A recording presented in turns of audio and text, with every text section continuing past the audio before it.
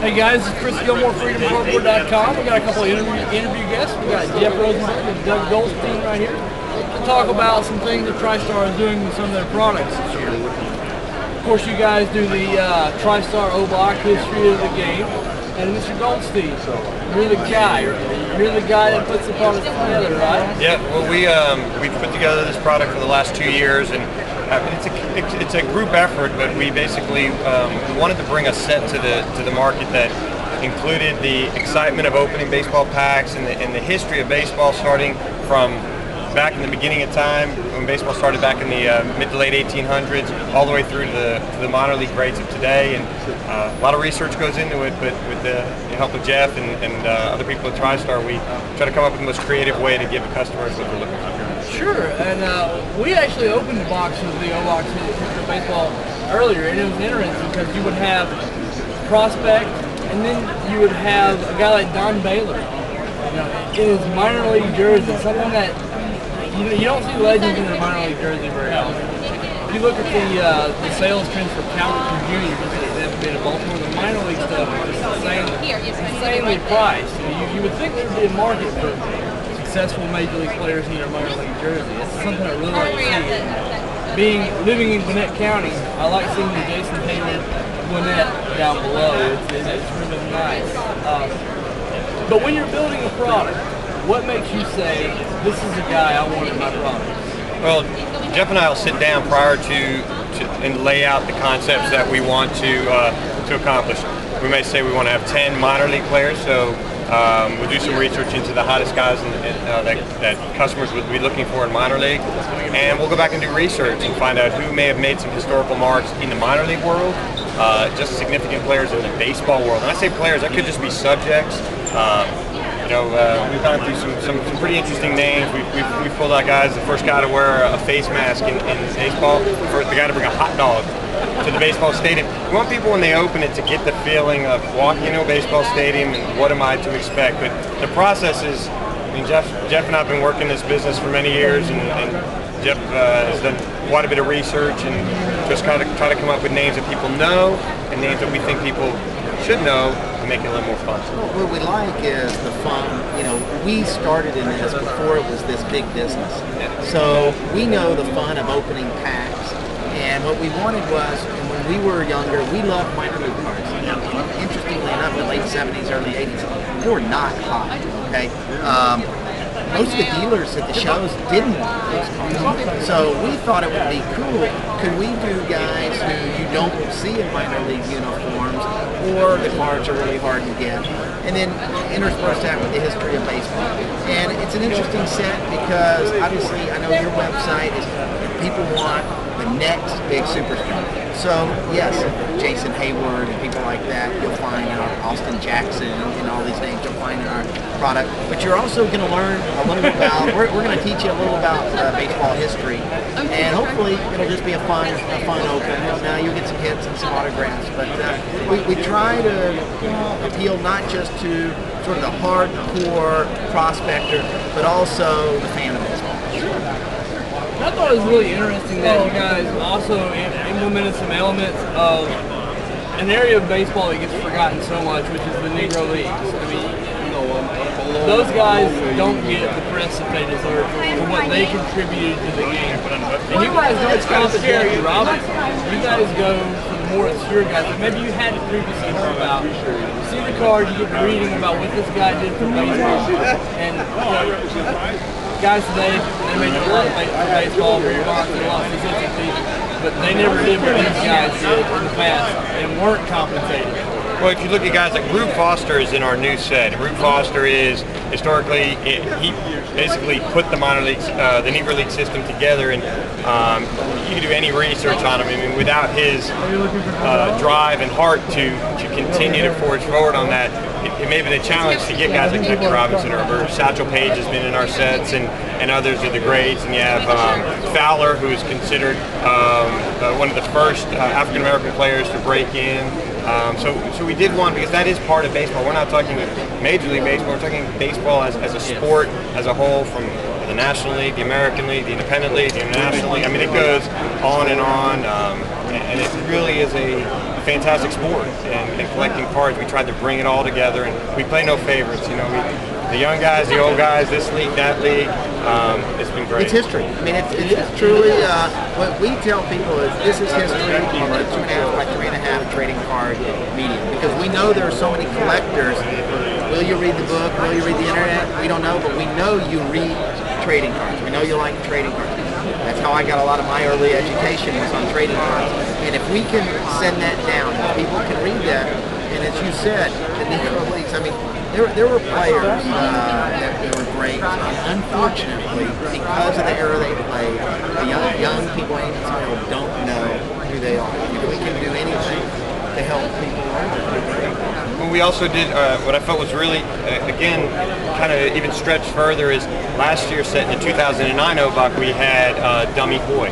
Very popular in the collecting world for cards, very few cards out there, but what he was known for is, because he was a deaf player, they needed to come up with signals for the umpire, because he didn't know if he got a strike or a ball, so the umpire started using hand signals, etc., stealing bases. This year's set has Dummy Taylor. He was a pitcher. Well, they couldn't communicate, so they started coming up with more hand signals for pitching. So again, people today, kids that just get into baseball today, they don't know, where did all this stuff come from? Grabbing the hat, pointing on their nose, put 3 fingers down. It had to start somewhere, and we're trying to give them that education.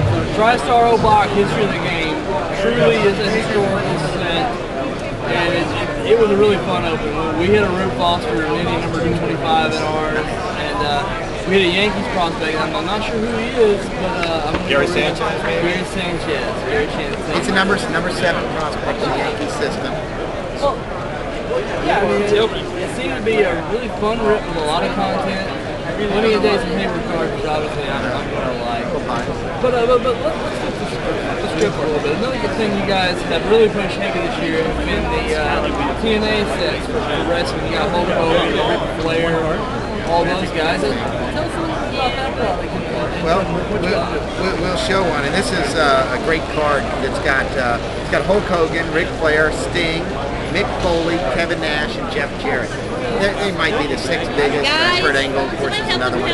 So, as you know, TNA Wrestling is newer, and they have a lot of these greats of the game, so to speak. And Hulk Hogan now is really sort of, as I understand, kind of running the program, and so he's bringing in a lot of his old buddies into it. And what we're trying to do with wrestling cards, and we've got a lot of great kudos from the hobby, is kind of take them up a notch in the hobby. And our newest product, which is TNA Icons, it's a $100 retail box, which for wrestling, is a rich price point. And you get a couple of autographs, and you get a game used, match used card.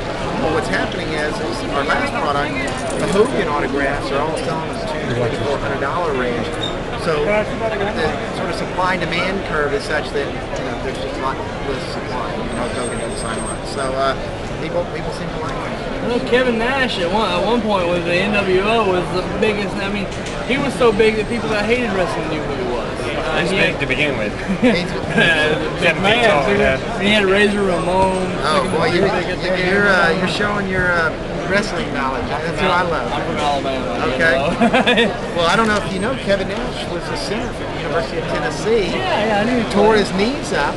Would have played in the NBA potentially, but he tore his knees up, so he ended up with a longer career in the wrestling. But he just turned 51. Probably made more money too. Interestingly enough, I mean, look, he's 51 and he's still making a living. He'd have been out of basketball for what, 15 years? Yeah. So yeah, that's a lot of fun. I mean, wrestling is. We have 6 of them actually here signing at the show. We're gonna have Mick Foley and Kurt Angle, Rob Van Dam. Have that sock. Yes.